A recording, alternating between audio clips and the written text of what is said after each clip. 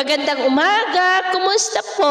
Narito po ulit ang update natin para sa lagay ng ating panahon. Ngayong umaga po ng December 17, 2024. Sa ngayon po ay iba't ibang weather system pa rin ang umiiral dito sa ating bansa.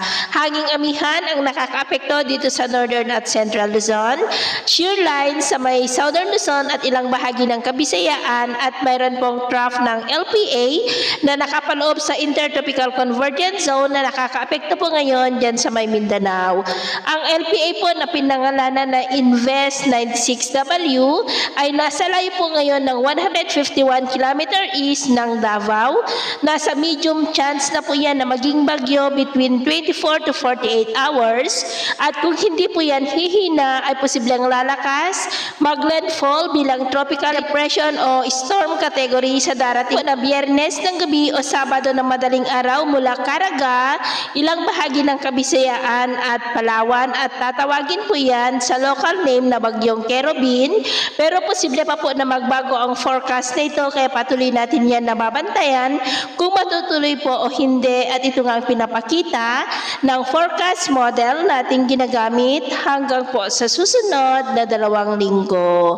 At sa lagay ng ating panahon ngayong madaling araw ay maayos naman ang panahon sa malaking bahagi ng ating bansa, lalo na po sa kanlurang bahagi. Sa silangan ng ating bansa ay may tsansa ng mga isolated rains mula po sa silangan ng Cagayan Valley maging sa ilang bahagi ng Batanes, Calabarzon, Bicol Region, Mimaropa, Samar Provinces, Leyte, Aklan, Sulu Archipelago, Dinagat Island at ilang bahagi ng Surigao Provinces at Davao Oriental.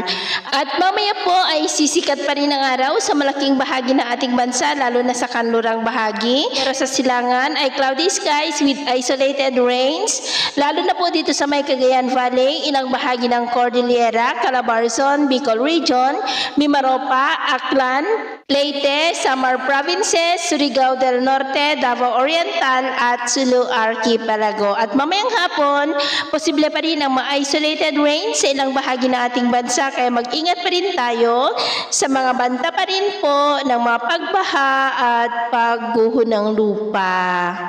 At sa atin naman pong mga baybayin, iwasan na po muna natin ang papalaot sa kanlurang baybayin ng Luzon, Northern Seaboard ng Northern at Extreme Northern Luzon, silangang baybayin ng ating bansa mula silangang baybayin ng Luzon hanggang dyan sa may Mindanao.